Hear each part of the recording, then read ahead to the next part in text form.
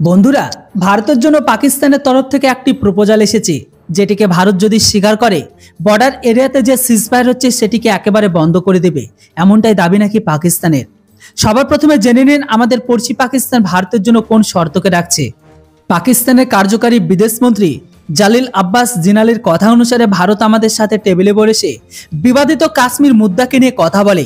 আমরা জানি ভারত সরকার তাদের সুপ্রিম কোর্টকে ফুসলে 370 ধারাকে হটিয়েছে, যেন দ্বিতীয় বিপক্ষ দলের মুখ যেন বন্ধ করা যায়। কিন্তু এটা একদম ঠিক নয়। ভারতের সুপ্রিম কোর্টের সিদ্ধান্ত আজাদ কাশ্মীরের সিদ্ধান্ত একদমই সলভ হবে না। এর জন্য ভারতকে পাকিস্তানের সাথে কথা বলতে হবে, কেননা কাশ্মীর আমাদেরও অংশ। আর যতক্ষণ পর্যন্ত না ভারত সরকার আমাদের সাথে এর উপর কথা বলবে না, আর ততক্ষণ পর্যন্ত পাকিস্তান কাশ্মীরকে চাইতেই থাকবে। জালিল আব্বাসের বক্তব্য এটাও আছে যে আজাদ কাশ্মীরকে নেয়ার জন্য পাকিস্তান তাদের রক্তকে ঝরাতেও রাজি আছে। ভারত যেন আমাদের এই কথাগুলোকে একদমই হালকাভাবে না নেয়। জালিল আব্বাসের কথা অনুসারে দুই দেশের মাঝে এত উত্তপ্ত শুধুমাত্র একমাত্র কাশ্মীরকে নিয়ে, যেটিকে নিয়ে আমাদের দুই দেশের মাঝে কথা বলা উচিত। ভারত নিজেরা কাশ্মীরকে নিজেদের বলে এই ঝামেলাকে আরো বাড়িয়ে তুলেছে, যেটা একদমই ঠিক নয়। এটা তো বন্ধুরা একরকম সেই টাইপেরই কথা হয়ে গেল না। খাবারের জন্য ঘরে দানা নেই, তারা এখন জম্মু কাশ্মীরকে নেবে। এর ওপর ভারত পাকিস্তানকে একদম স্পষ্ট ভাষায় বলে দিয়েছে, আর জালিল আব্বাসকে আরো জালিল করেছে, যেটাকে আপনাদের অবশ্যই একবার শোনানো উচিত। দেখুন বন্ধুরা, এটা হচ্ছে এবিপি নিউজের আর্টিকেল। এটির কথা অনুসারে ভারতের বিদেশমন্ত্রী, যাকে আজকের দিনে ভারতের কূটনীতির চাণক্যনীতি বলা হয়, উনি প্রেস কনফারেন্সের মাধ্যমে জানিয়েছে যে পাকিস্তানের কোনো জঙ্গি শর্তে আমরা কথা বলতে পারবো না। বিদেশমন্ত্রী এস জয়শঙ্কর মঙ্গলবার মানে 2 জানুয়ারির দিন জানিয়েছে যে ভারতের সাথে পাকিস্তানের টেবিলে কথাবার্তা বলার জন্য পাকিস্তান সর্বদা তাদের জঙ্গি সংগঠনের সাহায্য নেয়। আমাদের সাথে কথা বলা তো তাদের শুধুমাত্র একটি বাহানা। পাকিস্তানের আসল নীতি তো জঙ্গিবাদ।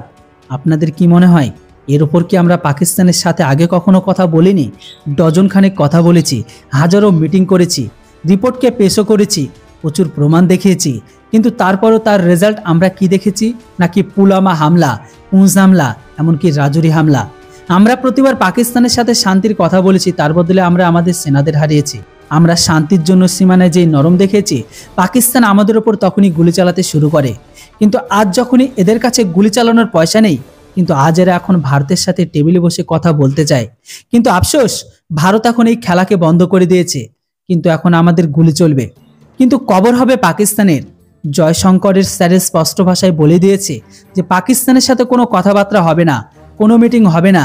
যে সমস্ত ঘুষপাটি আমাদের জমিতে দেখা যাবে, এদেরকে কবর আমরাই খুঁড়ব। আমরা এখন সম্পূর্ণ জিরো টলারেন্স নীতির ওপর চলবো।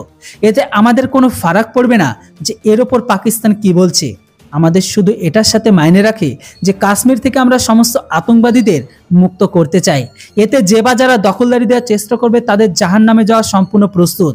সবশেষে জয়শঙ্কর স্যার এটাই বলেছে, ভারত এখন পাকিস্তানের কোনো রিকোয়েস্টকে আর মানবে না, আর কাশ্মীরকে নিয়ে তাদের কোনো কথাই হবে না।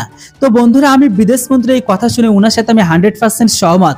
বন্ধুরা, এবার আপনারা বলুন, আপনারা কি জয়শঙ্কর স্যারের সাথে একমত? কমেন্ট করে অবশ্যই জানান। আর হ্যাঁ, ভিডিও আর ইনফরমেশন ভালো লাগলে অবশ্যই চ্যানেলটিকে সাবস্ক্রাইব করুন। Thanks for watching. জয় হিন্দ, বন্দে মাতরম।